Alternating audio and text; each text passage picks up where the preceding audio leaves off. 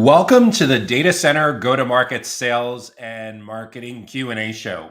I'm Joshua Feinberg from DCSMI, the Data Center Sales and Marketing Institute, and host of the Data Center Go-to-Market podcast. And I'm thrilled to welcome you to this week's live show, where each week I tackle a handful of the biggest sales and marketing challenges that we're hearing about from all over the data center, digital infrastructure, and critical facilities ecosystem. Regardless of whether you're part of a data center operator like a hyperscaler or a colocation or edge provider or wholesale or modular data center provider, or perhaps your company is in data center technology or data center facilities, or maybe your company does something in and around construction or real estate or investments in and around data centers, digital infrastructure, and critical facilities, or perhaps you're part of the vibrant outsourced sales and marketing ecosystem in and around the data center ecosystem, the data center industry. Over at DCSMI, we catalog 57 different kinds of business models. And regardless of what your company does, if you're looking to level up on your go-to-market sales and marketing strategy, you're for sure in the right place, regardless of where you sit on the go-to-market team. Maybe you work in marketing like content or digital or field or events or product marketing, or perhaps you're in some facet of sales, like as an account executive, an AE, or an SDR or BDR, or a sales development rep or business development rep, or maybe you do something in post sales like account management or client success, or perhaps you work in product or innovation, or if your company has an indirect model in addition to its direct sales team, perhaps you work in channel partnerships or something related to that. Or maybe you're the orchestra conductor, the executive sponsor, the leader whose job it is to go out and recruit the best world-class talent, to get the right people playing their musical instruments at the right time, at the right tempo, at the right volume, sitting in the right place on the boat, on the bus, whatever analogy you prefer, to make sure that your company is able to capitalize on this amazing period of growth in and around data centers, digital infrastructure, and critical facilities. If you want to make sure that you stay in the loop about upcoming educational events and resources just like this, be sure to subscribe to the Data Center Sales and Marketing newsletter that comes to your email inbox on Sundays. You can subscribe for free by visiting our website at www.dcsmi.com. So what is on the agenda for this week? First, we're going to talk about how to build local edge data center brand awareness. After that, we'll turn our attention to how a data center provider can improve outbound sales for colocation, cloud, and managed services. Next, we'll look at colocation, and in particular, how colocation service businesses can improve their sales and marketing results. After that, we'll take a real quick break for a message from our sponsor. And in the second half of this week's Data Center Go-to-Market Sales and Marketing Q&A show, we'll talk about cleaning and maintenance, and in particular, how a data center cleaning and maintenance company can generate leads. Next, we'll look at how a data center architect and designer, that's a category we don't talk about very often, architecture and design, can create go-to-market strategies. And as we head down the home stretch on this week's Data Center Go-to-Market Sales and Marketing Q&A show, we'll look at how a GPU as a service can create revenue sharing opportunities for colocation providers. If you have an idea for a topic or a question or a challenge that you'd like to see us address on an upcoming episode of Data Center Go-to-Market Sales and Marketing Q&A, be sure to leave that in the comments on whatever platform you're watching on, and we will add that to the consideration queue. Also, be sure to let us know in the comments what you do in the data center industry and the data center ecosystem. We're really curious to know about your context, what your company does, what you do individually for your company, and where you're located. We know we have viewers and listeners tuning in from all over the globe, and we'd love to know about your specific role, what you and your team and your company does in and around the data center ecosystem. So, without any further delay, let's jump into this week's first question, which is how do we build local edge data center brand awareness? For an edge data center provider, how do we improve? How do we build up brand awareness? This is a fantastic question. And edge is going to continue to become a very popular kind of data center operator within data centers and digital for a bunch of different reasons. For starters, as the as AI and GPUs and supercomputing and high performance computing are many times running very latency sensitive applications, distance sensitive applications, it's no longer enough to just say, hey, we want our apps to run in a particular public cloud region, or we want to get colocation in a particular region, and it doesn't matter which of these 5 facilities in the region that our app runs on.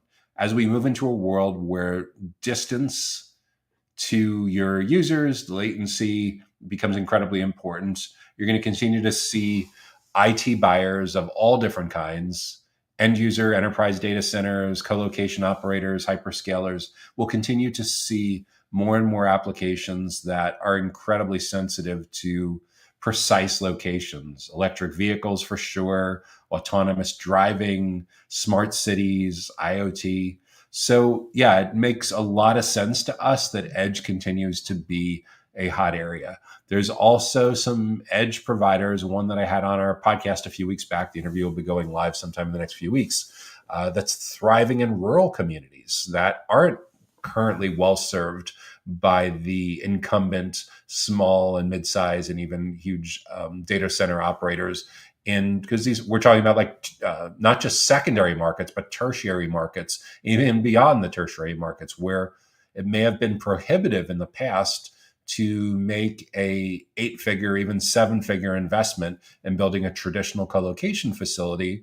But with using modular construction, modular data centers, edge design, edge thinking, you all of a sudden can get the compute, the processing, the location to physically be literally, I don't want to say out in the middle of nowhere, but in underserved communities that in the past would not have had a data center facility. I think increasingly we're going to see some legacy colocation facilities as well turned into edge facilities if the colocation provider just doesn't have enough power to run high density workloads anymore. So it could be a colocation facility that was built pretty recently in the last few years, but if all of a sudden it is in a position where you walk through the data halls and you see 1 or 2 slots on the rack being used and the rest filled up with blanking panels, we for sure have an issue with underutilization because there just simply isn't enough power capacity going in there. And in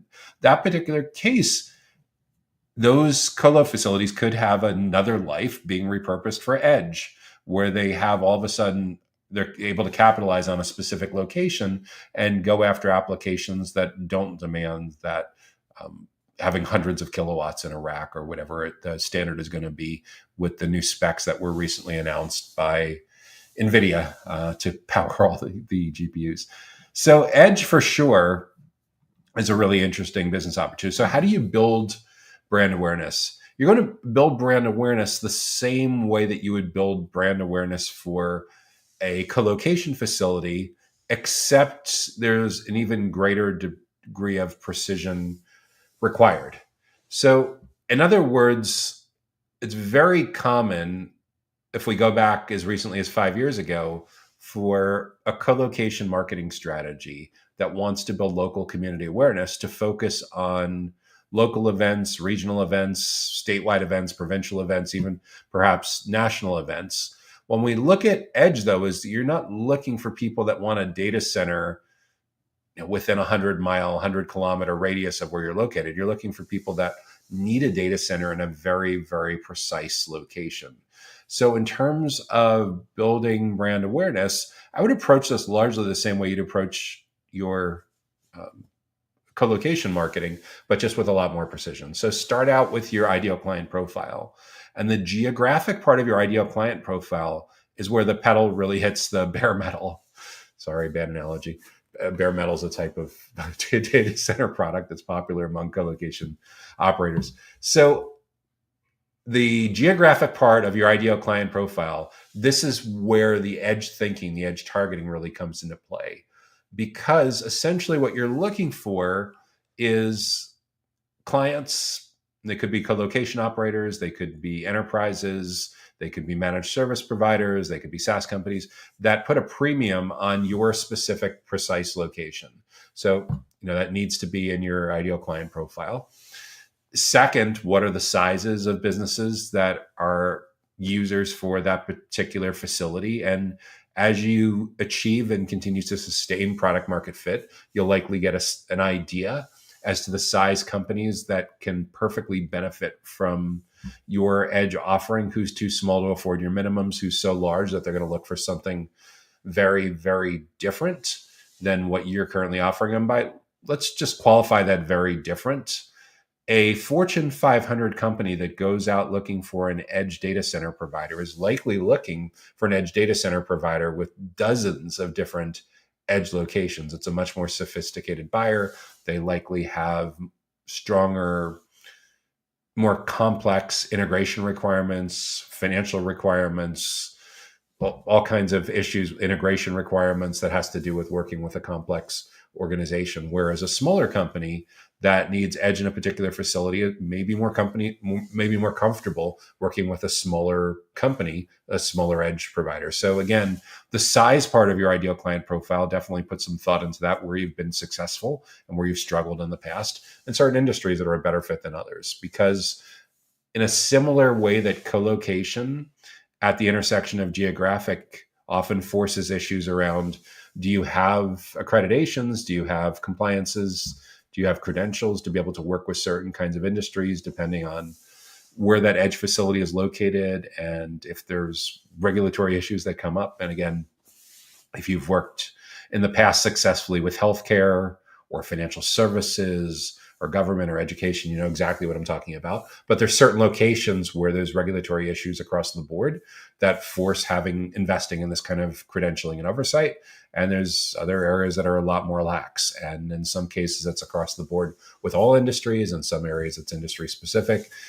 The reason I bring up the industry specific issues is as you're dialing in your ideal client profile for your marketing strategy, you'll want to likely include what industries are a particularly good fit for your edge offering and what industries are not a good fit for your edge offering. So in your ideal client profile, as you're thinking about where you want to build and how you're going to build brand awareness, dial in where they're located, how big or small their companies are, and what industries they tend to be located in, and what industries are a train wreck. From that crisp definition of who these ideal clients are, you should be able to build out a target account list of anywhere from a couple dozen to a few hundred. In some cases, it could be a few thousand. Usually it's a couple dozen or a few hundred companies that are ideally suited to lease space from you in your edge location. And then within those accounts, within those companies, who are the one or two or three different kinds of people that you need to build brand awareness with, that you need to educate and build trust with. And again, depending on how big or small your company is and how big or small your ideal clients are, if you are a relatively small company and you're selling to other relatively small companies, one or two buyer personas and a pretty broad definition of the person that's going to be interested in learning about your edge offering and everything else that goes along with it will work. If you are a larger company and you're selling to enterprises, you'll likely need a much more granular segmentation strategy with multiple buyer personas. A buyer persona is a semi-fictional representation of an ideal client based on actual research and educated speculation. And buyer personas are incredibly important because they help you to figure out how you're going to segment your market, segment the different kind of users that you want to build brand awareness. And this is super important because we want to make sure that no matter how inundated your target clients are, that we come through with messaging that's incredibly unique, that's incredibly precise for who they are and what they care about. And if we're too broad and we skip this step, it's very possible that we're going to go out there with a website and social media and digital ads and event marketing and email marketing, and it's just going to fall flat. And the reason why it would likely fall flat is you are probably trying to reach too broad of a market with too broad of a message, and one size fits all is resonating with no one. To make sure that we do the opposite, we want to really, really dial that in. So for an edge provider with a handful of different facilities, you'll end up with an ideal client profile that actually needs a version of that created for each one of these facilities, because the different clients, different target clients, will have different levels of proximity to your different facilities depending on where they're located, in much the same way that you'd build and refine an ideal client profile and target account list for different co-location locations. But again, so we want to know historically, when we look at your clients where you've been most successful, who shows up in your case studies and your testimonials, in your reviews, who showing great success with Net Promoter Score, in your CRM system, your customer relationship management system, which clients stay with you the longest, are the most profitable, generate the most revenue, all of those positive indicators that likely give you a really strong sense of what kinds of clients you want more of. Once you know that, then you're looking at those clients, those most successful clients, and seeing who was the primary stakeholder, the most important economic stakeholder in those accounts that you want more of. And from there, that will help to shape who your buyer personas are. The most important economic stakeholder in those accounts, that'll be your primary buyer persona. The second most important kind of person in that account would be your secondary stakeholder. And if there's a third most important kind of stakeholder in those accounts, that could be your tertiary buyer persona. So for an edge provider that's selling to, say, enterprises that want some edge space that are more mid-market, you're probably going all the way to the VP of IT or CTO or something like that. If you're selling to enterprises, then yeah, you'll be likely much further down in the organization chart, talking with someone that has a word like infrastructure in their job title. Or you may even, if it's so specialized, they may be in charge of relationships with data centers or infrastructure providers or IT engineering or something like that, or operations. Again, the level of granularity versus going broad will depend tremendously on how big or small those particular accounts are. So for Edge, it could be like an IT leader of a mid-market company. It could be a channel partner, like a managed service provider who has lots of different clients that need some edge capacity. It could be other co-location operators, other small co-location operators that don't have a presence in your local market, but need to have some kind of small presence in your local market. So there's potentially 3 different personas. And within those personas, before you go about trying to build brand awareness, we need to know what's going on in their world, what's top of mind, what are their biggest goals, what are their biggest challenges, what are they trying to achieve individually, as a team, and as a company, at the intersection of themes, topics, goals that are directly related to data centers and edge infrastructure and topics like that. And what are they struggling with the most? What are they frustrated with most when it comes to areas that are directly or indirectly related to edge data centers, edge infrastructure, edge computing? And we don't just want the obvious topics. We want to know what's a leading indicator that someone's going to be in market for edge data center infrastructure in the coming weeks and in the coming months. And once we do that and we're able to prioritize in order, like say, for example, we end up with 5 or 6 goals and 5 or 6 challenges, we want to prioritize in order, which the ones we hear the most about and to the ones that we hear less about. But all of those will give you an idea as to what needs to go in your website copywriting, what needs to go in your product marketing for how you describe your edge offering, what needs to go in your sales enablement materials that you equip your sales team with, what needs to go in your email marketing strategy, what needs to go on social media, and for sure, what needs to happen in your events marketing strategy, both for offline events and online events. And I think one of the best ways for you to build local edge data center brand awareness is to create a fantastic, super helpful educational event series that you host once a month in your facility. If you have a classroom, if you have a conference room, if you have a foyer where you can host a couple handfuls of people, 10, 20, 30 people, and there's 10 or 12 topics that each of those buyer persona segments care about, I would encourage you to once a month host a breakfast seminar or a lunch and learn or some kind of other series where you invite people from your target accounts, from that ABM list, especially those buyer personas, into a hour and a half event where they can learn about something that you know is top of mind for them because you've done your buyer persona research and you know their 5 or 6 biggest goals and you know their 5 or 6 biggest challenges. So you've end up with 10 or 12 topics to cover once a month for the next 10 or 12 months.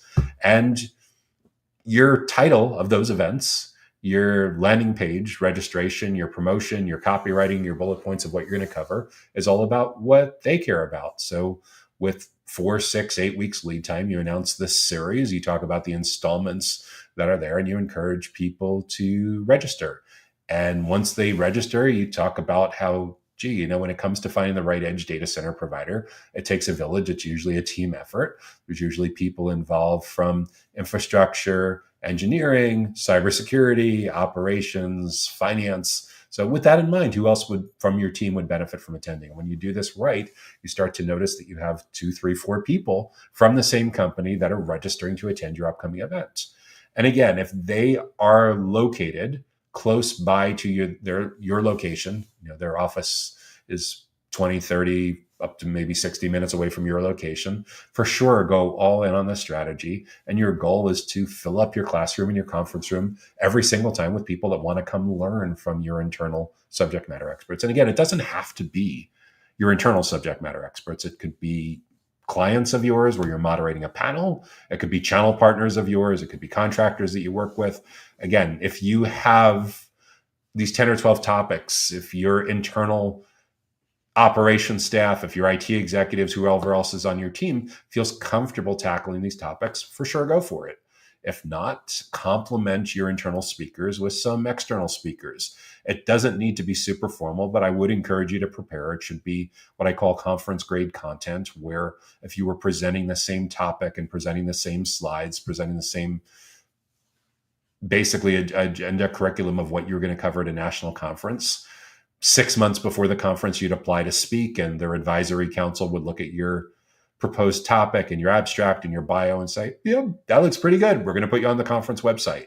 And 6 or 8 weeks before the event, they'd say, we want to make sure that we have a great attendee experience. So we want to see your slides so we can give you feedback and make sure that you're providing enough value and that's not going to be a cheesy infomercial. So you send in your slides, you're like, wow, attendees are going to really love what you're talking about. These slides look awesome. And that's your pre-event for producing conference grade content. Obviously, when they attend the event, you want to make sure that if there's 18 people in the room that seats 20 at the beginning of the talk, you ideally want all 18 people to stay for the entire talk. If people get up and leave, that's not a good sign, regardless of whether it's a virtual event or in-person event. You certainly can do surveys, either on paper or digitally, afterwards to find how people would rate, whether they'd recommend this event for a coworker or colleague or friend or family member who wants to learn more about this topic. And the format for these is pretty simple. Let's say you're doing a breakfast seminar that runs from 8:30 to 9:30. You can have people arrive 15, 20 minutes earlier to check in, have some breakfast, network a little bit with each other, mingle a little bit with each other. You have your half-hour, 45-minute formal part of the talk where you're teaching them some super useful things for who they are, what they do, what they care about, what's top of mind. You open it up for Q&A, 10, 20 minutes for that. And for whoever wants to, you take them on a tour to show them your edge facility after that. Lather, rinse, repeat. And if they're getting really good value from learning from you, learning from your team members, really, really amazing things start to happen with educating and building trust, because they're starting to spend more time with you and that you've gotten out of the vendor box. This is how you not only ensure that you stay on the short list, get on the short list and stay on the short list, but what starts to happen as multiple team members from the same company start to spend a lot of time with you and your team, not only are you building brand awareness and educating and building trust, they're spending so much of their learning and development and professional development time with you that you're really stacking the decks in your favor with teaching them about your processes and your methodology, what they should be thinking about, all the different considerations that go into finding the perfect edge data center infrastructure partner for their kinds of business. So not only are you nearly guaranteed to stay with them all the way to the point where they are finally ready for that sales conversation, when they get to the final 17%, 10%, 5% of the journey, but it's very possible that by the time they get to the end of the journey, that everyone else on the short list has disappeared and the short list has turned into one. Meaning, in other words, your event strategy where you have multiple people from the same company learning from your experts stacks the deck in your favor so much with know, like, and trust, with educating and building trust, with building brand awareness, that this becomes an incredibly powerful growth strategy. Now, naturally, not for a free event, especially, not everyone that registers will actually attend. So for sure, record the events. So that way, when someone attends and says, oh, you know what? My NOC manager, my CIO, my cybersecurity expert, they really should have been here. They would have really enjoyed this. Like, great. Like, let me make a note of this here and we'll send you the recording and you can share that with others on your team. And I would do the exact same thing for people that can't attend in person, because when you do your ideal client profile and your target account list, you're likely going to figure out that there's a whole huge segment of growth in people that want to place their servers, their infrastructure in your edge data center, but are not able to drive there within a 30 or 60-minute drive. And that's where you take the same research, the same topics, the same slides, and instead of hosting this over bagels or pizza or whatever you're going to do in your facility as a lunch and learn or breakfast seminar, you host it as a webinar, and you invite people from a much broader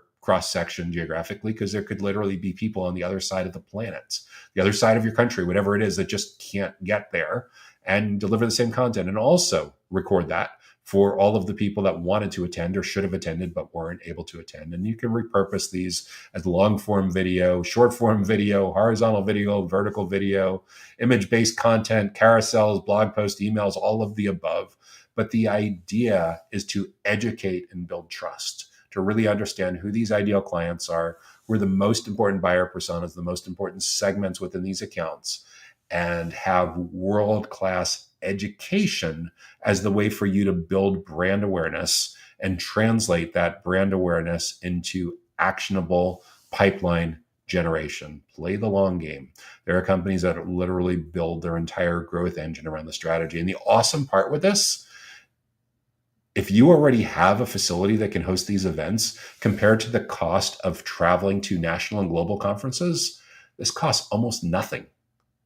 Like, literally, if the space is free because you already have the space, what are you talking about? How much it costs to bring in breakfast or lunch for 10 or 20 people? You're not taking them out to lunch. You're not buying $7 coffees or your local currency equivalent to host this at a hotel or a convention center or something like that. It's literally in your classroom, in your conference room, in your foyer. So in the US, you might go to someplace like Costco or Dunkin' Donuts or Panera Bread or whatever it is to do your catering from. And again, like, I'd be shocked if you needed to spend more than a few $100s to have a breakfast seminar for 20 people in your facility. So again, compared to the cost of traveling and the huge imprecision and the huge loss factor that comes up with needle in a haystack with giant conferences, just invest like crazy in this. You got 4 weeks in a month. You have 4 different buyer personas. Rotate through them. Week 1 of the month, the first week of the month, is your primary buyer persona. Week 2 of the month, go through this exact same event process for your secondary buyer persona. Week 3, do this for your tertiary buyer persona. If there's a 4th buyer persona, do that for week 4, and then just repeat the whole process. They're learning from you. So all of the skepticism, cynicism, sales allergy really tends to melt away big time when there's strong cultural buy-in to educating and building trust, and using this content, these educational events, to proactively drive alignment in the formative stages of the buyer's journey, and the awareness and the consideration stages of the buyer's journey. So that's how I would approach how to build local edge data center brand awareness. Next question up, what do we got?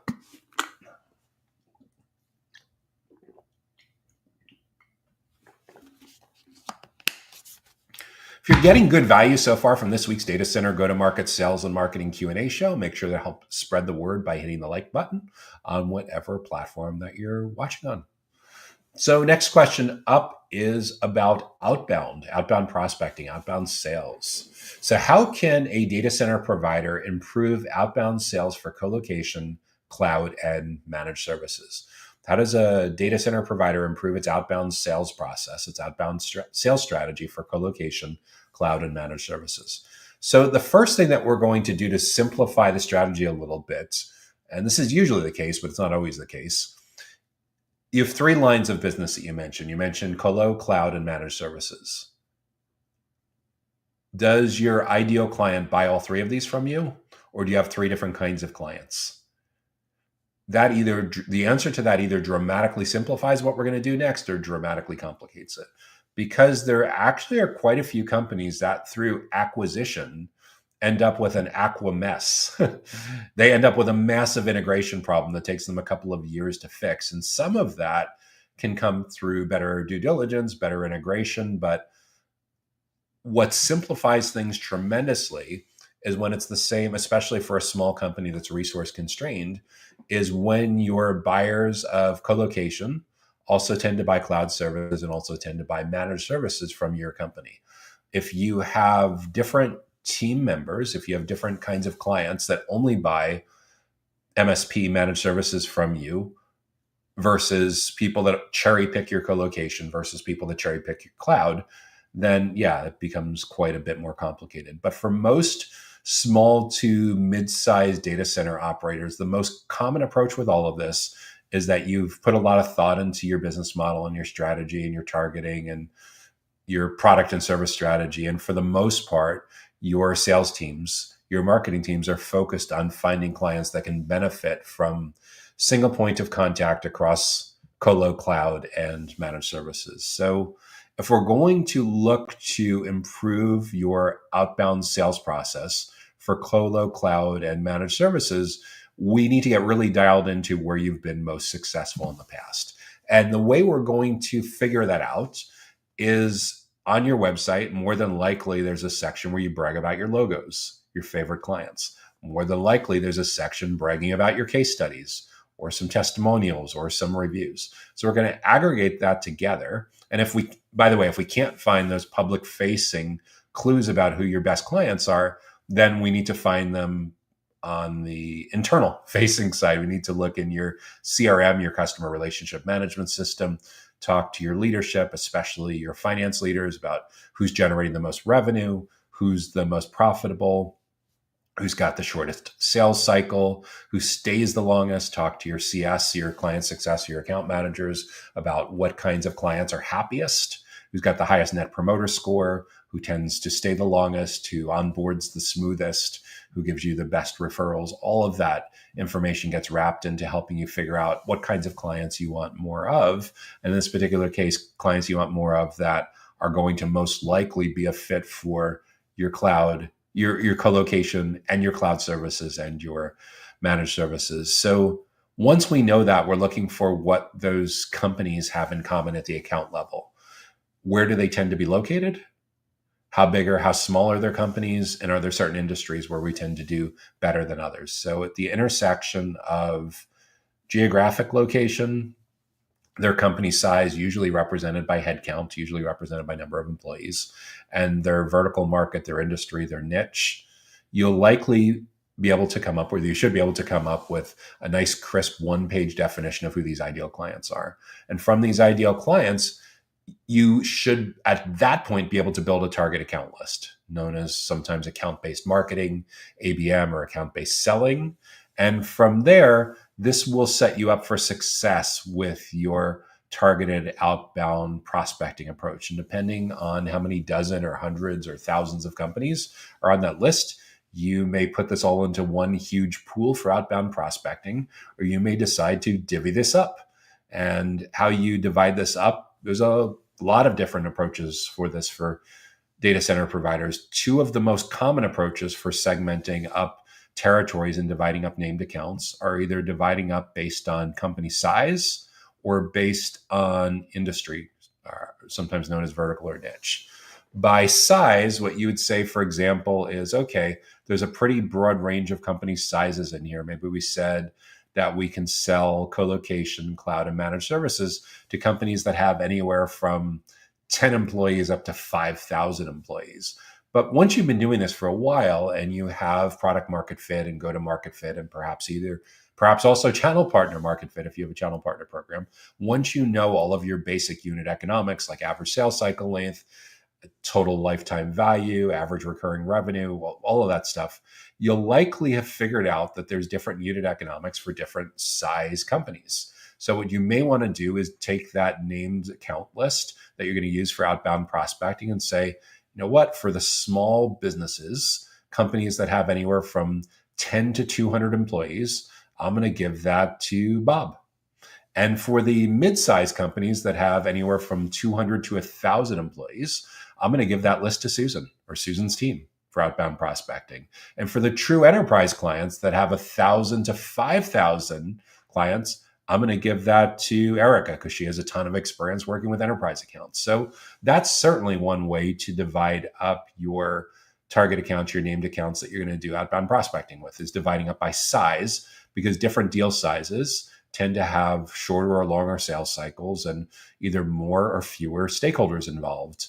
And typically when you're hiring, you're looking for people that have experience selling, building pipeline, prospecting, running sales processes in similar sized accounts. So that's dividing up that target account list for outbound prospecting by size. There's also another school of thought, a very popular school of thought right now, on dividing up target account lists by industries, by niches. And the reason that industry or niche or specialization becomes wildly successful is we now live in a world where most of your prospects and clients are way more sales allergic than they were 10 years ago. What do I mean by that? Well, if we were talking about this 10 years ago, it was very common to find that your typical prospect, your typical future clients would get about halfway through their research and decision-making process. And then they'd be, okay, yeah, now I'm ready to talk to some people in a sales role to learn more about what's available. And at the time, in the mid to late 2010s, CEB, the Corporate Executive Board, that's now owned by Gartner, found that 56% of a typical buyer's journey was over before sales contact.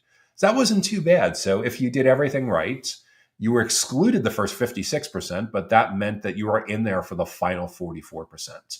So you still had plenty of time to educate and build trust, to understand what they really need, help them diagnose, help them figure these things out, so you can really dramatically impact the criteria that they use to evaluate the different options that are in front of them for your category of data center product or service.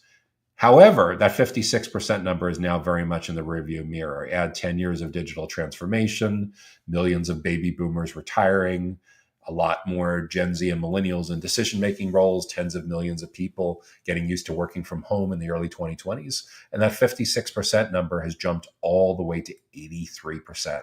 Gartner found 83% of the researching and comparing options, evaluating pricing now happens without you in the room. You're excluded.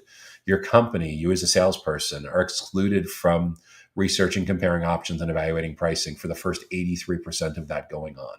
So even if you do everything perfectly, you're only in there for the final 17% of their research and decision-making process. And wow, is that challenging. It's kind of like, if you like sports analogies, imagine that your best players are locked out of the arena, locked out of the stadium for the first 83% of the game, and are only allowed on the field for the final 17% of the game. So if you like baseball analogies, you're locked out until the eighth inning. If you like football, basketball kinds of analogies, you're not allowed anywhere near the fields or the playing surface. You're not allowed in the game until the fourth quarter of the game. And we know that a lot of the victory can happen in those first 7 innings of the baseball game or the first 3 quarters of that game. And because of that, it's incredibly, incredibly dangerous for your company to not have a say in the criteria that your prospects and clients use to evaluate your category.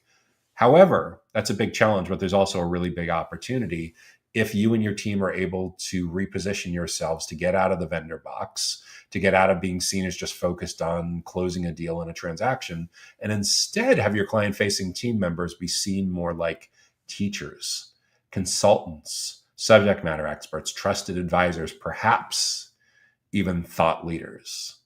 And when you're able to do that, what ends up happening is your prospects and your future clients no longer see your company as a vendor. They instead see your company as offering something that's integral to their professional development, to their learning and development.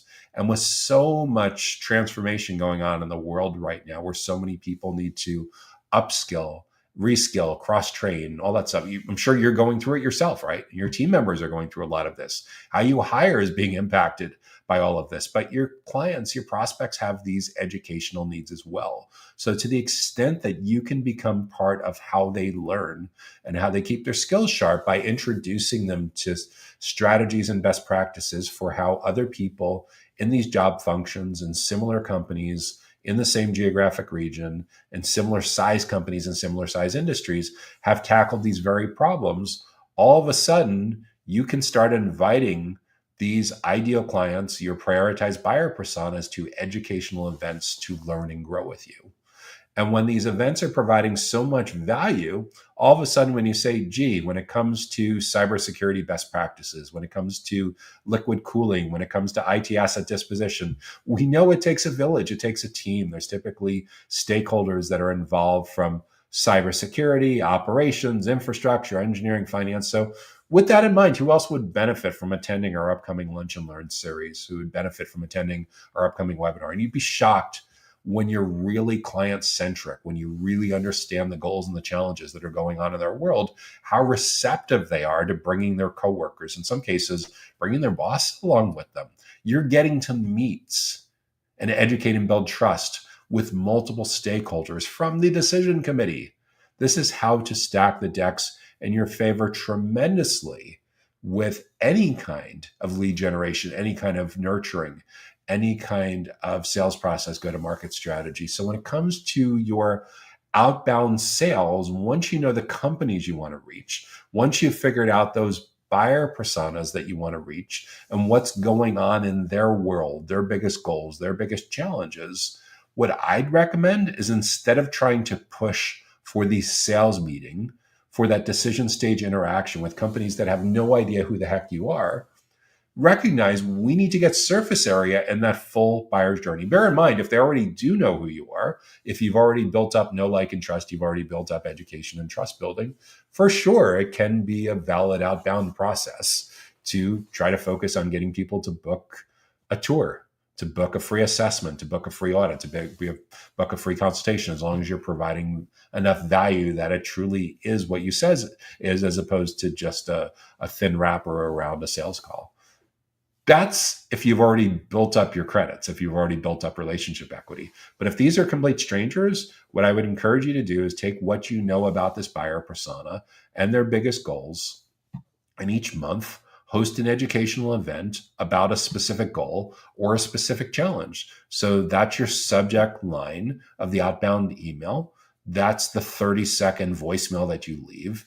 That's the hook that goes in your LinkedIn message. This is what goes in your ad strategy if you're complementing your outbound with ad. But the goal isn't to try to propose marriage on the first date. The goal is to just say, hey, if you're like most CTOs of mid-market manufacturing companies in this region, you're likely trying to achieve X goal. How do we know that? Because we've done our homework and we've talked to dozens or hundreds of people in similar roles, and we know this is a big issue. If you're trying to achieve this goal, if you're trying to achieve this level of compliance, this level of integration, whatever it is, where the great news is we're hosting a Lunch and Learn event about this very topic next month. It's free to attend. And when you attend, this is what you're going to learn. And you list out the 3, 4, 5 bullet points. This is the speaker. Register here. Super simple. That's the goal for what most of your outbound should be looking to accomplish. Because if you can get prioritized buyer personas from your target accounts coming to your location to learn from your experts, a lot of what you need to achieve with getting out of the vendor box and educating and building trust will start to fall into place, both with that person and their coworkers, assuming that you sent the, hey, by the way, since you're registered, we know it takes a village. We know this is typically a team initiative. There's usually people involved from this job function and that job function and that job function. So with that in mind, who else would benefit from attending?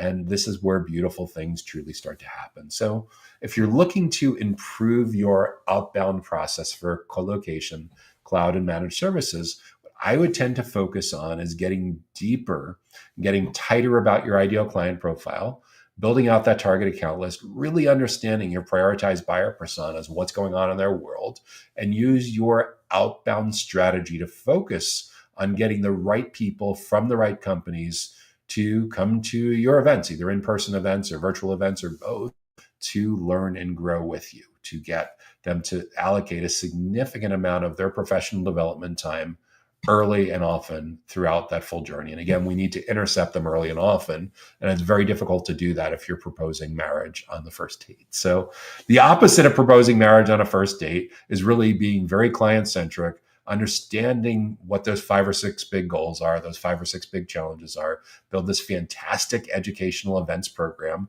that you run along with other subject matter experts in your company. Maybe someone from marketing is helping you with logistics, with landing pages and registrations and everything, and you're moderating this, hosting, doing the introductions, what have you. But for sure, you from a AE, from an account executive, from a sales development, this is gold for building the kind of relationships that you're looking for with your prospects and clients. The challenge is for a lot of companies, this is a big culture change. I don't know why it is for companies in the data center industry, because software companies, managed service companies have been running this playbook for these exact buyer personas for over 10 years. For some reason, people think that they show up with their data center hat on, and the CTOs and the CFOs and the COOs want to be sold to like the fax modem, and the phone book is having a renaissance of sorts or something like that. But no, that you're not, there's nothing that's so incredibly special about your category that they're going to buy the way they did 20 years ago. They've changed, they've adapted. Even baby boomers, the ones that are still actively working, either full-time or part-time as advisors, have all fully digitally transformed and adapted. So the question is, are you marketing and selling the way they want to buy? Or are you living in a bygone era, living in the past with all this? But if you're serious about improving your outbound sales for colo, for cloud, for managed services as a data center provider, this is the exact playbook that I would recommend utilizing. So that's how I would approach how a data center provider can improve outbound sales for colocation, cloud, and managed services. Okay, that brings us to our next question, our next topic. What do we got here?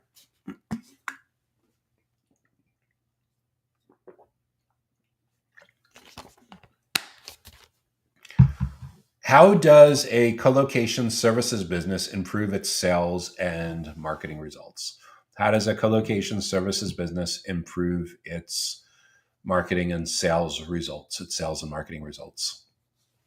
I think the number one way that you can improve your sales and marketing results is to get the culture right for sales and marketing to truly be collaborating as peers. And the reason that this needs to start at the top as a top-down cultural initiative, starting with an internal champion who's 1 or 2 levels above the top of marketing and 1 or 2 levels at the top of sales, is a lot of companies in the data center industry are using a really dated playbook that doesn't really align well with how your ideal buyers want to buy. I've even heard in some industry settings, some long-term marketers who've bounced back and forth between software and other parts of tech in the data centers refer to some of this as cover your ears if you find it offensive. But there's a lot of people that characterize this as dinosaur marketing. Dinosaur marketing. Yeah. It's not a really flattering label for the state of where we are today with all of this. And it does not resonate with your ideal buyers, with your ideal clients that are anti-sales, that are very sales allergic. Because if you're continuing to force very selfish, interruption focused marketing and sales strategies on them as if it's 10, 15, 20 years ago, it's not going to resonate. If you think about over the last decade or two, the search engine empowered people to get information faster. Mobile devices and social media empowered people to get information faster, which took us to like the mid 2010s. What's happened over the last 3, 4, 5 years is all of that is accelerated, because if you thought the Google search box empowered people, wow, you ain't see nothing till people take that same query and not only don't have to type it anymore, they voice type it, although that's not especially new to Hey Google or Hey Siri or whatever. What changed the game and made people even more empowered to go through that full journey completely on their own without much sales contact are the LLMs, the large language models, and generative AI. So now we have tens of millions of people, which will in the near future be hundreds of millions of people, who don't start the search anymore at google.com. They start the search in ChatGPT or Copilot or Perplexity or Claude or Gemini. And because of that, you have even less power than you had in the past. It is really, really a seller backseat kind of world. The buyer for sure is empowered. And this is the reason why we see that most of your ideal clients don't want to talk to sales anymore until they're almost ready to buy, if they want to talk to sales at all. So in order for us to turn this around, we need to get out of the archaic legacy vendor box thinking that's really sabotaging you from being successful with this. And in order to do this, improving sales and marketing largely comes down to better collaboration among your sales and marketing professionals than they've ever had in their careers. Because it's all on the line right now. Because if you can't get your act together to work well with each other, you're both going to be eliminated. Your companies are going to invest in more. SaaS had this idea of what PLG, product-led growth. We're already seeing signs of stuff like this happening in the commoditized parts of colocation. We've already seen companies that have laid off like bare metal inside sales teams and entry-level colocation teams, and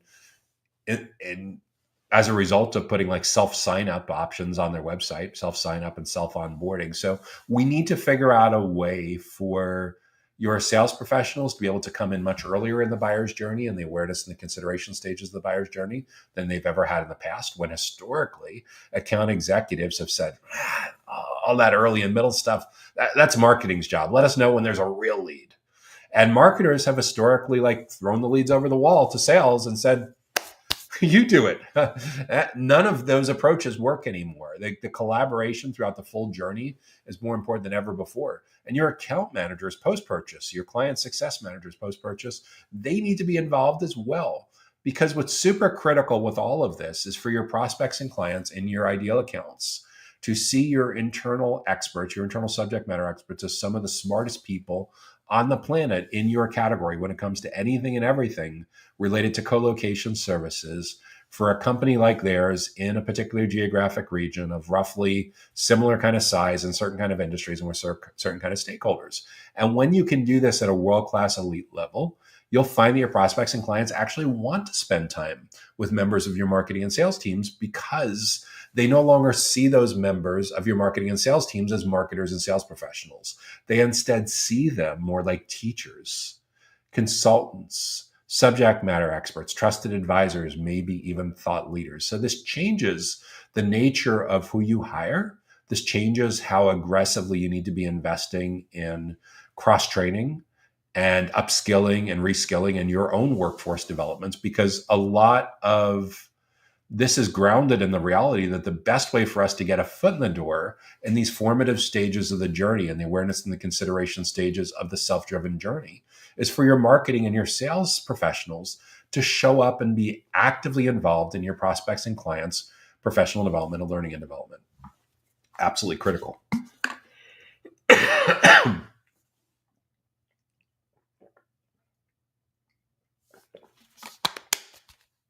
Without that, it's nearly impossible to differentiate.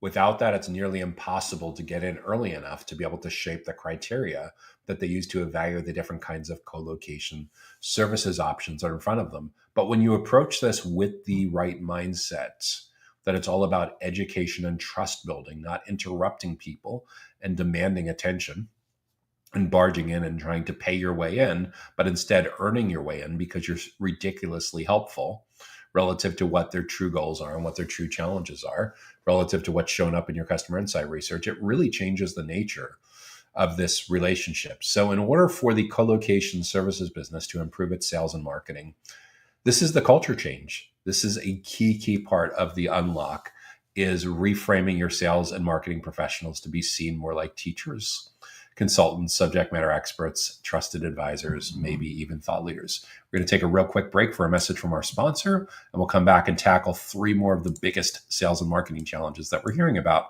from all over the data center ecosystem. Would you like to learn about DCSMI's Data Center Go-to-Market GTM Strategy Consulting? Hey there, Joshua Feinberg over at DCSMI, and I'd like to invite you to come behind the scenes with DCSMI to learn all about our GTM consulting. But first, I have a question. Are you ready to supercharge your data center business? Why? Because the data center industry needs your company, your technologies, and your team's talents. NVIDIA CEO Jensen Huang recently anticipated that over $1 trillion in data center investments are coming in over the next 4 years. And Michael Dell predicts AI will drive data center demand up over 100-fold over the next 10 years. It is a new era in the data center industry, yet GTM professionals face new challenges. Why? Because the way that people research and make purchase decisions has undergone a complete transformation. According to Gartner, a staggering 83% of B2B buyers' journeys, from researching to comparing options and evaluating pricing, now occur before prospects even speak with your sales team. It's like almost the entire game is over before you even meet a new prospect. Hey there, it's Joshua Feinberg from DCSMI, the Data Center Sales and Marketing Institute, and you're watching the Data Center Go-to-Market Sales and Marketing Q&A show, our weekly live show, where we address 6 of the biggest questions that we're hearing about, the biggest challenges that we're hearing about from all over data centers, critical facilities, and digital infrastructure. If you're getting good value this week so far from this week's show, make sure to hit the like button on whatever platform you're watching. And if you have an idea for a topic or a question or a challenge that you think we should address in an upcoming show, be sure to leave that in the comments as well. So what's up next? Next, we're going to shift our attention to an area of the facilities part of the data center ecosystem, and in particular, cleaning and maintenance of data center facilities, and how a data center cleaning and maintenance company can generate leads. That's a terrific question. And the first place to start for a company that's providing cleaning and maintenance for data centers is to figure out what kind of clients have been best served by your company's services in the past.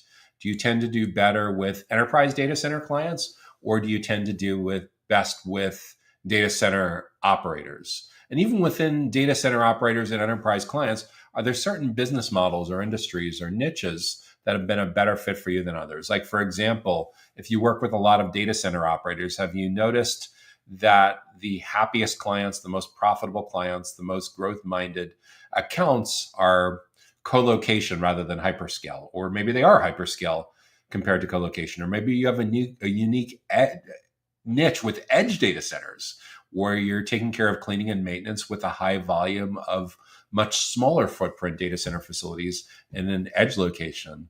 Or maybe you have a really, really unique niche where you specialize in cleaning and third-party maintenance of modular data centers. Again, similar to edge, where you're cleaning lots of small facilities, so you have a lot of travel in between, as opposed to cleaning much larger facilities where you have a lot more square footage, a lot more square meters in a single location. So get really dialed into the split between enterprise data centers and their size, or operator data centers and their size and their particular business model. Because we need to use that to figure out what our lead generation strategy should be by knowing like who you want more of, where you want these leads to be coming from. So once you have that in mind, that should help you to build and sharpen and tighten up your ideal client profile. In other words, like, where are these facilities need to be located? And that's, for a company that specializes in facilities, is super important. Like, you can't clean and maintain facilities if you don't have employees or contractors that are close enough to be able to go and clean and maintain those facilities on a regular basis. So geographic location is certainly going to be a big uh, part of your lead generation strategy or go-to-market strategy and in your ideal client profile. Company size is also going to be a big deal as well. Have you found, when you look at enterprise data center clients, data center operator clients, have you found that you have a better sales process, better onboarding, better retention with smaller companies or larger companies? That could be a very telling part of what you focus on for your lead generation strategy going forwards. In other words, are you at your sweet spot where you're selling to a small enough company with a couple dozen or a couple hundred employees where you have direct access to leadership of the company? Or are those companies not spending enough on cleaning and maintenance and you really want to be selling to enterprises that have thousands or tens of thousands of employees? So again, that'll help quite a bit in your lead generation strategy with tightening up your ICP. And are there certain industries where you tend to do better than others? Have you found that you do better with enterprise data centers that like are for hospitals like healthcare, or colleges like education or something like that, or government? Similarly, have you found that there's certain specialized data center operators that are a better fit than others? We talked about the idea of like specializing in edge versus specializing in co-location facilities or hyperscale facilities, or data center developers like wholesale data center providers. There's a lot of different ways to sharpen up and tighten up what you're going to do with your targeting, with your ideal client profile, with your lead generation strategy. But I want you to be really, really introspective. I want you to really look at what's worked for you well in the past and where you want more, what kinds of clients you want more of before you even get into your lead generation. Once you do that well, and you have that boiled down to a single one-page ideal client profile, that should help you build out a named account list of companies that you would love to have as future clients who are not currently doing business with your company today. And once you fill out the specifics of those, depending on how big or small they are, you'll set about figuring out who the kinds of people are in those companies that you want to educate and build trust with, that you need to create awareness with, that you need to generate leads from. So in smaller companies, it's more critical that you aim as high as possible. And in larger companies, the decisions on cleaning and maintenance for sure are not going to be C-level decisions. They're going to be made probably at the VP or the director level. Again, depends on the size of your company. It depends on the size of their company. But for sure, before you can get your lead generation strategy right, you'll need to figure out like how big or small these companies are. Because if they're huge companies, you're going to need a much more granular segmentation strategy, potentially several different buyer personas, and insight into their biggest goals and challenges for each of these 4, 5, 6 different segments. If you're selling to much smaller, like data center operators or smaller companies with a couple dozen or a few hundred employees, you probably will be going all the way to like the VP of facilities level, or maybe even COO level or something like that for a data center cleaning and maintenance kind of agreement with that particular company. So again, that's going to have an enormous bearing on how you segment your leads, on how you attack your buyer personas, and figuring out the unique insights, the client centricity, the goals and challenges for each one of those segments. Like, so for example, let's say that for a small to mid-size co-location operator that has anywhere from a few dozen to a few hundred employees, maybe it's the like VP of facilities, maybe it's a COO or something like that. So for each of those segments, you want to figure out what their top 5 or 6 goals are, what their top 5 or 6 challenges are that are directly or indirectly related to data center cleaning and data center maintenance. And once you have that insight in their own words, that will help you create a lead generation strategy, a lead nurturing strategy, sales enablement, product marketing, website, all of the above, that becomes way more client-centric, because all of a sudden now you're speaking their language. You're not guessing about what's top of mind. You know what's top of mind because you've done your homework. And that's the most effective lead generation strategy possible, is offering value to help them figure out how they can better achieve a goal that they already know that they have, because they've articulated that goal back to you. And you've heard that over and over and over again from similar people that are in that same segment, that are all part of that same bucket, all part of that same buyer persona segment. And once the goal that you hear most often, that's what you start with. That's your headline. That's the first thing you test. The challenge that you hear most often, same thing. That's what you test in headlines. That's what you test in subject lines. That's what you test in your heading one.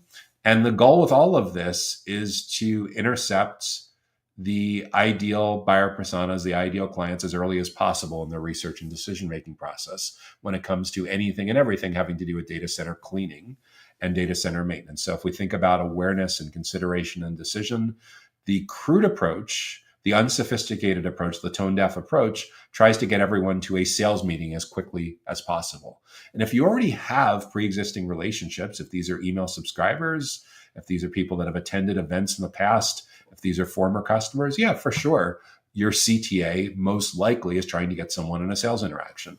But if you're going after generating leads with completely cold audiences who have no idea who you are, have never heard of your company before, and may not even be in market right now for data center cleaning and maintenance, we need to reach them much earlier on with something that's a lot more broad, that's a lot more of a leading indicator that they could be in market for your data center cleaning and data center maintenance in the coming weeks and in the coming months. And that's, again, that client centricity of understanding what they're trying to achieve individually, what their team is working on, what their company is working on, and coming up with lead generation premium content, ebooks, downloadable content, planning guides, quizzes, calculators, webinars, in-person events, all of the above that helps them learn how to do their job better, that helps them learn how others are approaching some of these big goals and these big challenges that are directly or indirectly related to data center cleaning and data center maintenance. And the better job you do with intercepting early and often, with reaching the right people in the right places at the right time, and most of all in the right context, so they see you and your client-facing team members as the definitive experts on anything and everything related to data center cleaning and maintenance, early and often. Early, reaching them in the awareness stage, weeks to potentially months before they have a need for your category, before they're in market. So you have a chance to plant the seeds and really stack the decks in your favor as much as possible, because all of their learning and development, professional development is happening from your overtures, from your lead generation offers, from your educational events. And often is a really important part of that as well. A typical technical, cynical, skeptical buyer of something like data center cleaning and maintenance will likely go through 25 to 30 interactions, 25 to 30 touch points between complete stranger and purchase decision.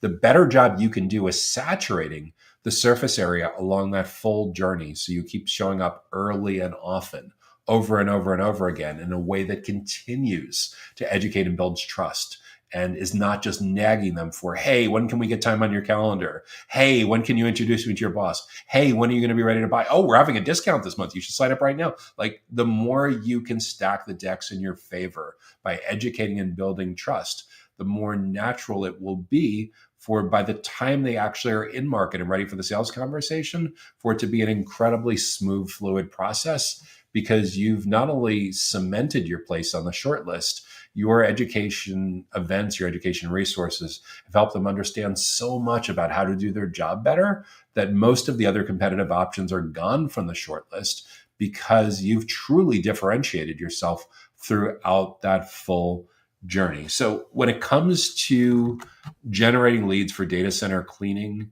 and data center maintenance, is understand that the predominant journey now is a self-driven buyer's journey. What that means is most of your best prospects and clients do not want to spend time with account executives and sales development, business development reps anymore, or account managers anymore, until they're almost ready to buy. This is an enormous challenge for legacy sales teams, but it's also an enormous opportunity for those teams that are adaptable and agile enough to recognize that the world has changed. Your buyer preferences are very different than they were as recently as 5 or 10 years ago. And the way we earn ourselves back in early and often for a seat on their side of the table is we need to look a lot less like a vendor, like a data center cleaning, a data center maintenance vendor, and a lot more like the be-all end-all experts in your region on anything and everything having to do with data center cleaning and data center maintenance. And the better job you can do with that as a company, as individual teams, as individual experts within your team, the better job you're going to do at generating leads intentionally in a way that stack these decks in your favor tremendously with multiple stakeholders, with multiple people on the decision committee from these ideal client accounts that you want as your future clients. So that's how I would approach how a data center cleaning and maintenance company can generate better leads with its ideal clients. If you have an idea for a topic or a question or a challenge that you'd like to see us address in an upcoming show, an upcoming episode of Data Center Go-to-Market Sales and Marketing Q&A, be sure to leave that in the comments wherever you're watching, and we will add that to the consideration queue for an upcoming show. Okay, what is up next? What's our next question?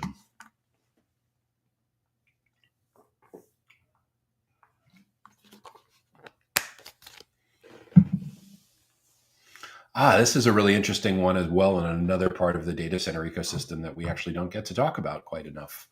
So if you think about the data center ecosystem, you have the operators, you have technology companies, you have facilities related companies, and then you have construction, real estate, and investment related companies. We find that construction and data center real estate and data center investors, especially like private equity and venture capital kind of investors, are really joined at the hips. We consider construction the first cousin of data center real estate, and data center real estate the first cousin of data center investors. So this particular question is for a subset of data center construction. This is for architects and designers, and in particular, how data center architects and designers can create go-to-market strategy. That's a terrific question, and it's one that I get to talk about a couple times a year with different consulting clients that we work with. And it definitely comes up from time to time with other parts of the ecosystem, and in particular, usually like data center general contractors and data center developers and wholesale data center providers that want to build better relationships with data center architects, data center designers, and kind of, if you think about one step even earlier on in the journey than that, the data center site selection folks. So how does a data center architect and a data center designer create a better go-to-market strategy? I think what it largely comes down to is getting very dialed in about the kinds of projects that you've worked on in the past and the kind of projects that you're ideally suited to work on in the future. That's a big, big part of that, is understanding where you've done well and where you think you'll continue to do well with the kinds of clients. Have you done well when you've worked with enterprise clients with their own data centers as opposed to data center operators? Or have you done better when you've worked with data center operators as opposed to enterprises with their own data centers? Completely different sales process, likely a completely different approach to how often they're going to go through building data centers and the internal process, the internal politics, the internal financing of how this gets done, and the nature of their business model. So that for sure is something that I would think about, the split between enterprise and operator.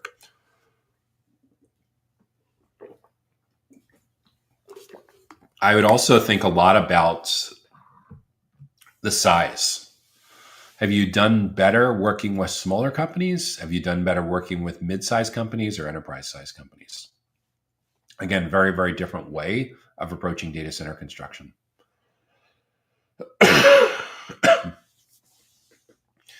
And then for sure, for your go-to-market strategy, there's definitely a geographic component. Data center construction, data center real estate tends to be localized to specific regions. There are companies that are big enough that they can build and get involved in real estate deals globally. And for sure, there are certain designers and architects who can operate globally, but that's the exception rather than the rule.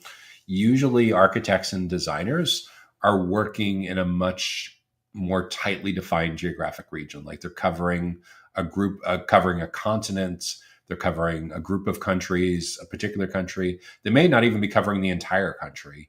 Usually they're either working regionally or nationally. But again, it depends on the nature of how big or small your company is, your geographic coverage, where your employees, where your principals, where your partners are located, where your GC, where your general contractor relationships are, where your relationships are with experts in data center real estate and investors and site planners and other parts of the data center ecosystem that are 1 degree away or closely tangentially related to what you do.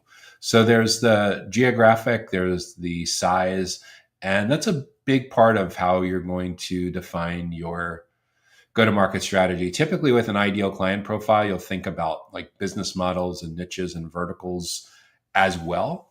And for architects and designers outside of the data center ecosystem, yeah, for sure, you'll think about that. So if you were looking at websites and social medias for like architecture and construction design firms, you'd see folks that like specialize in schools and retail and commercial and light industrial. But once you're specializing within the segment of industrial for critical facilities for data centers, that likely is the specialization. It'd be relatively unusual for you to subspecialize even more, except for what I mentioned a few moments ago, specializing at like the business model level. Are you better off? Have you had more success as a data center designer, as a data center architect, working with end user clients, enterprise clients that have their own data centers? Or do you tend to do better with data center operators? And among those data center operators, are there certain segments within there where you've done better? Do you do better in hyperscale environments? Do you do better in co-location environments? Do you have a really unique specialization of working like with edge or modular data center environments, which would require unique skills and expertise because they're so different than hyperscale and co-location? Or do you have unique expertise in working with data center developers, like wholesale data center providers that are typically like selling, leasing just the shell? So with all of that in mind, that'll help you sharpen your go-to-market strategy and your ideal client profile. And once you have that simple one-page representation of what that go-to-market strategy should look like, that should help you to build out a target account list.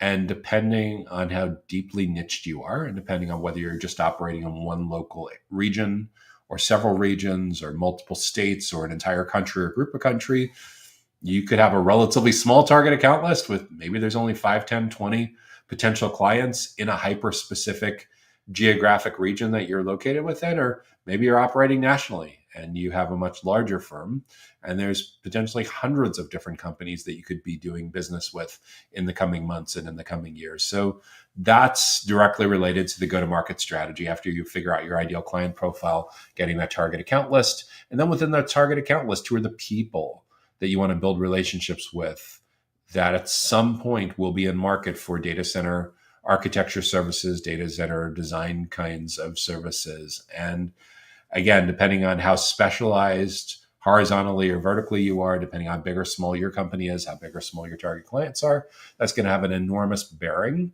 on how many personas you need, how granular your segmentation strategy is versus how broad it is. But typical stakeholders that a data center architecture firm, data center design firm would need to be building relationships with are different kinds of executives at general contractors, different kinds of experts specializing in site selection, various different kinds of experts at data center real estate firms, different kinds of like limited partners, lead people at data center venture capital firms or private equity on the investment side. There's potentially 5, 6, 7 different kinds of stakeholders. And they're even one of the areas that increasingly we see site selection folks needing to spend a considerable amount of time with, and this impacts the investment segment within data centers as well, are community stakeholders, like building relationships with elected officials, regulators, utility companies, even community activists can have an enormous bearing on site selection decisions, both like, hey, we think we need X amount of megawatts for this facility. Can we get this from the utility company in any kind of reasonable time? Or is it going to be years out? And if it's going to be years out, do we have a reasonable play for what we're going to do with alternative energy that can help make this project a go versus a no-go? And again, that's not necessarily something that an architect or a designer is going to get involved in, but just understand like one step removed from the architect and designer, the site planner, the site selection people, the real estate people, the investors for sure are spending a lot of cycles on this. To the extent that you're able to immerse yourself in that ecosystem by publishing and promoting fantastic educational resources, research reports, infographics, social media posts, email newsletters, hosting webinars, webinar panels, in-person webinars, like in-person educational events, in-person panels, all of the above, to the extent that you can build trusted advisor relationships with 5, 6, 7 different kinds of stakeholders in this particular part of the data center ecosystem can be a huge, huge win. There's some cases too where you're for a data center architecture, data center design firm, especially on that initial build as opposed to retrofit, that not only do you need to build relationships with the GCs, with the construction, with the real estate and investors, but there's also an argument for building relationships with the data center real estate, data center developer counterparts at the operators, even the end user customers. A lot of the mid-size and big operators literally have people or entire teams that work on construction and development and real estate. So for sure, there's strong arguments for building relationships with those folks at operators, at like colo providers, at hyperscale providers, perhaps even end users like CTOs or data center developers who are overseeing these massive construction projects for their own data centers. And hyperscalers for sure have entire teams, have entire armies of folks that specialize in getting a new facilities rolled out, like Google Cloud, Microsoft Azure, Amazon Web Services. Yeah, if you're trying to get a foot in the door to be able to do that kind of work, it's massively lucrative, but it's also massively complex. There's enormous amounts of compliance certification kind of requirements. So again, this is how do you get to product market fit? How do you know exactly who your ideal clients are, the products and services they purchase from you, the price points, how often, what all the unit economics look like? This is a lot of what getting a new business off the ground looks like for a firm specializing in data center architecture and data center design. And early on, you don't know what you don't know, which is why usually people that start up these kinds of businesses come from doing this kind of job for someone else that has a similar size kind of firm. And as they look to grow their expertise, they're also looking for people that have had this experience, this pattern recognition, this muscle memory to accelerate that march to product market fit. But yeah, I mean, early on for a data center architecture firm, for a data center design firm that wants to create and optimize and grow its go-to-market strategy, it's knowing where you've won in the past, knowing the kinds of accounts who've been great clients, knowing what the unit economics look like, how much money they spend with you over time, and knowing in each one of these deals, in each one of these client relationships, who were the key people that were involved and how can you replicate that to build more pipeline, to improve your lead generation, to be able to find stakeholders just like those in other companies, in your region, in adjacent regions, and other regions where you want to do business in the future. So again, dial in that ideal client profile, build out that target account list so you can segment that out and divide that up among your sales team and marketing folks for targeting and lead generation and nurturing and acceleration, and get really, really focused on who the people are in these accounts and how you're going to prioritize your education and trust building with those individual buyer personas in something as big as data center construction and data center real estate and data center investment and the development side of data center operators, the development side of enterprises with their own data centers. There could be a lot of different stakeholders involved. I wouldn't be surprised to find, if we were interviewing a head of marketing or head of GTM for a firm like this, to find 5 to 10 prioritized buyer personas. Now, prioritize, they can't all be equal priority. You need to, unless you have unlimited resources, and nobody has unlimited resources, you still need to rank them. But yeah, there's a lot of different nooks and crannies of different kinds of stakeholders that are dramatically influential in the firms that ultimately get hired for data center architecture and data center design projects. And who you go after in particular, again, will depend a lot on the kinds of data center clients that you do best with, how big or small your firm is, how big or small their firm is, and how you're going to match off on a one-on-one basis, one-to-many basis, with reaching and building deep relationships with these decision committees. And in a perfect world, you're ideally looking for clients where there's strong land and expand potential, where you're the architect on a facility, and like 6 months later, there's another facility. And 6 months after that, there's 2 or 3 projects. And you continue to grow that relationship with that particular client or whatever entity has retained you for those kinds of architecture and design services. So that's how I would approach how a data center architect and designer can create an optimized and fine tune over time their go to market strategy. And that brings us to our final question for this week's data center go-to-market sales and marketing Q&A show. If you're getting good value from this week's show, from this week's episode, be sure to hit the like button. And if you have an idea for a topic or a question or a challenge that you'd like to see addressed in an upcoming show, be sure to leave that in the comments as well. And we'll add that to the consideration queue.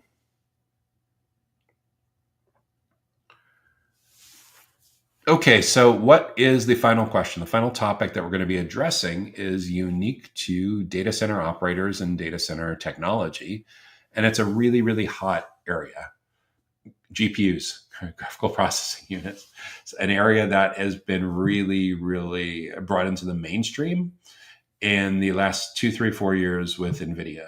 Now, NVIDIA, for those of you that want to impress some of your IT friends at a cocktail party when you're batting like, hey, I bet you didn't know. And NVIDIA has gotten famous in the data center ecosystem in the last couple of years because of GPUs being used to power generative AI and large language models. But NVIDIA has actually been around since the late 1990s and early 2000s when they made graphics cards to improve the gaming performance on PCs. I remember going back like 20 or so years ago when Dell computers were coming with NVIDIA graphics cards. It was like the graphic card upgrade above and beyond the Intel-based graphic card that was embedded on the motherboard of like even desktop computers. So when you hear that Jensen Huang and Michael Dell hang out together and have been friends for decades, like they really have been in that OEM, original equipment manufacturer relationship for decades now, before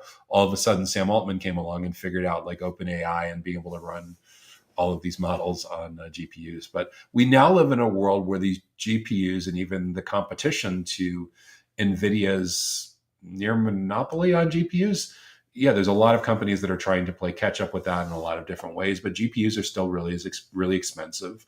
And as a result, there's an entire business model that's evolved called GPU as a service.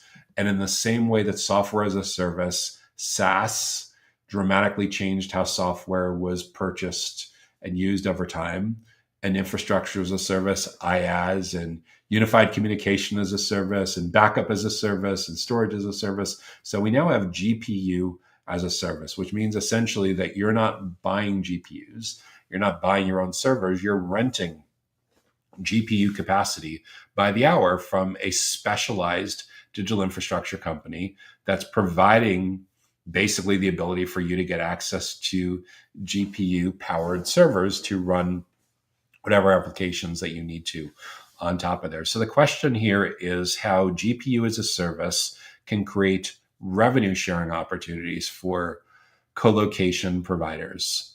So GPU as a service, as a business model, is something that really has only come about in the past, say, 24 to 36 months.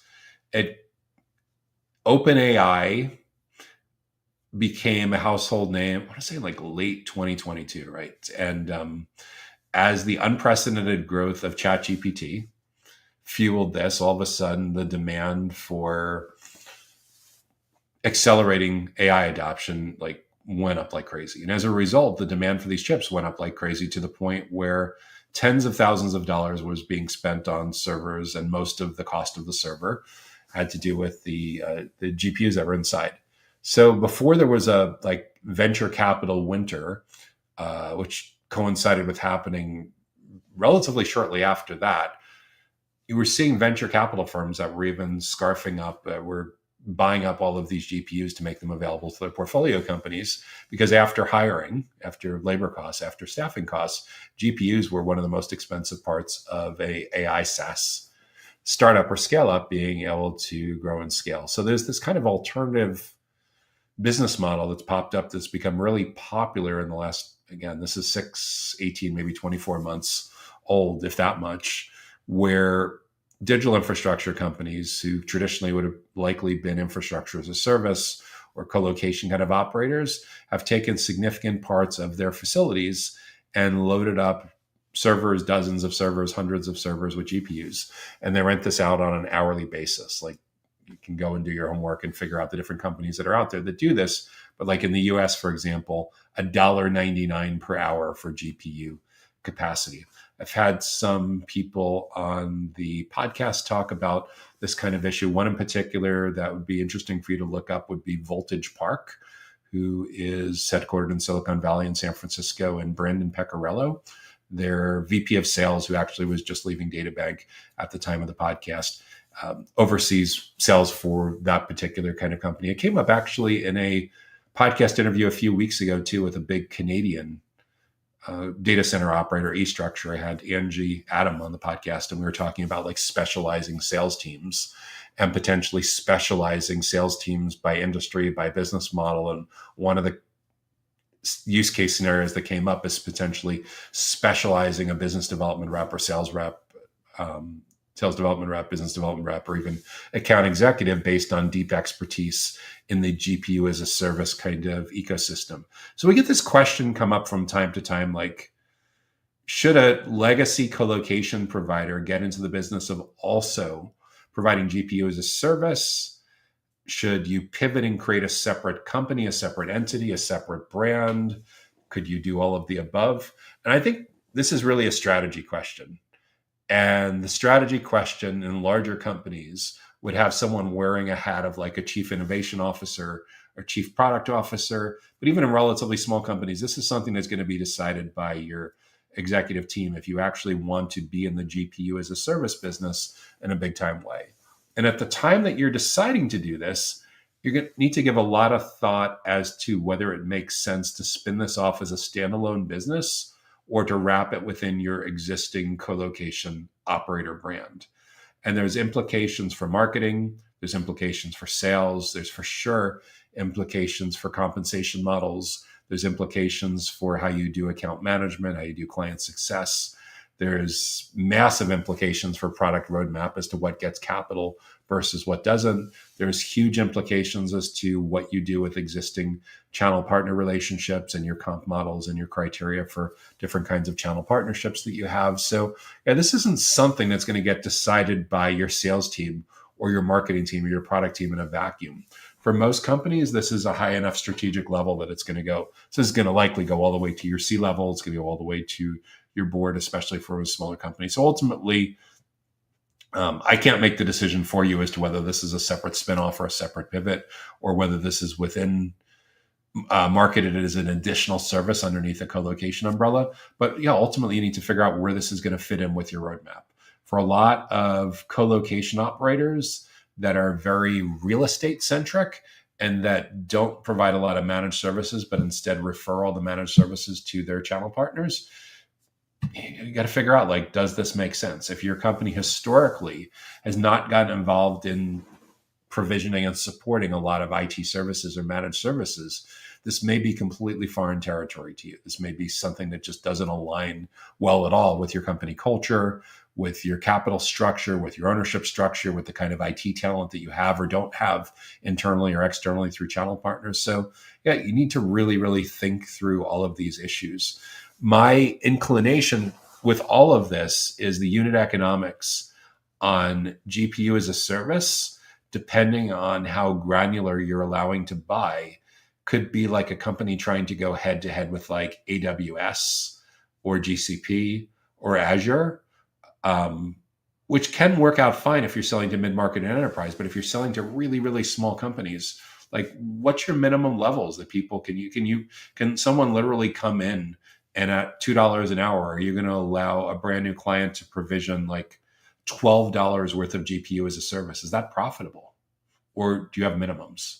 Is there a minimum number of GPUs that they provision simultaneously, or a minimum number of hours, a minimum number of days? Is there a certain block?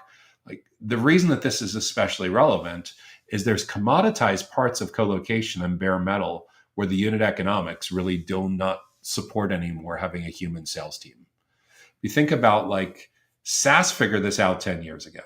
SaaS, for the most part, especially well-capitalized SaaS companies, venture-backed companies, typically don't hit their stride with being able to build out a traditional two-tiered sales team if they don't have unit economics of at least like 10K ARR, at least $10,000 a year in annual recurring revenue. So what does that mean? So like if a client is buying less than $800 a month in SaaS, they need to start cutting corners about the level of sales involvement, like supporting a full inside sales team with like a tier for an SDR, sales development rep, and a tier for account executives. It's possible for SaaS companies to have account executives where they're responsible for their own pipeline generation and for their own qualification and owning the whole funnel, selling to small businesses that are buying SaaS at price points of like $199 a month or $99 a month or something. But when I see massive pressure, especially in expensive cost of living areas to cut costs, one of the first places that's happening is low cost SaaS, low cost infrastructure as a service, low cost co-location.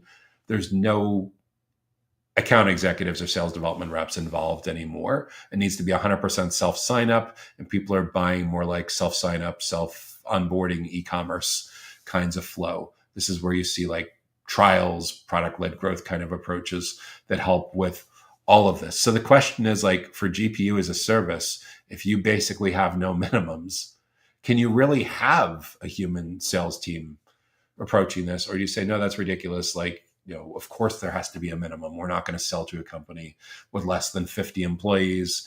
We're going to draw a line in the sand and say, no, they need to sign up for a bucket of at least this many hours over a period of 30 days or 90 days or a year or something like that. And that's the only way that we can do this profitably. So again, this is all relatively new.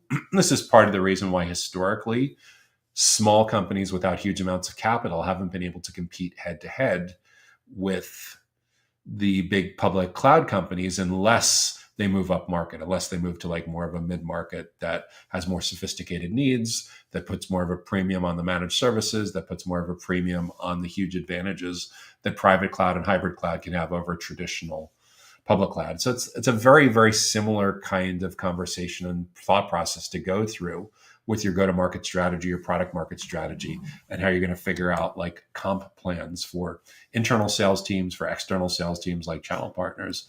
I don't think there's really any easy answers on all of this, but I can tell you for sure that the boards and the CFOs and the CTOs and the CPOs, the chief product officers that are thinking about these issues that have never been through this before with GPU as a service are probably leaning quite a bit on infrastructure as a service, on bare metal, on entry-level commoditized co-location, on high-end web hosting, dedicated hosting, on public cloud, on hybrid cloud, on private cloud, on all of these things that are adjacent to, and I want to say the ancestors of one generation before the GPU as a service business model evolved.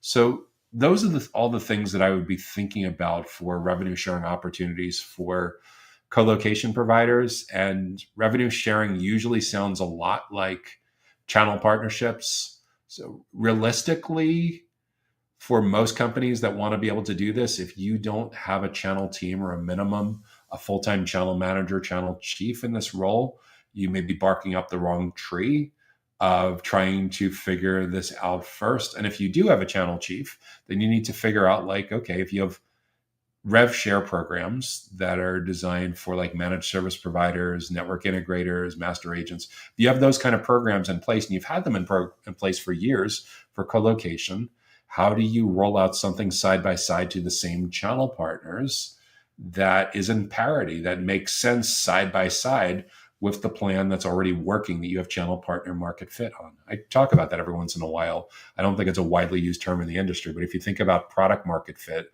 that's knowing exactly the products and services that your ideal clients purchase from you to generate strong demand and knowing all those unit economics. So that's product market fit for a brand new company, super critical. And the way you usually know that they have product market fit is case studies, logos on your website are an indicator that you either have or don't have.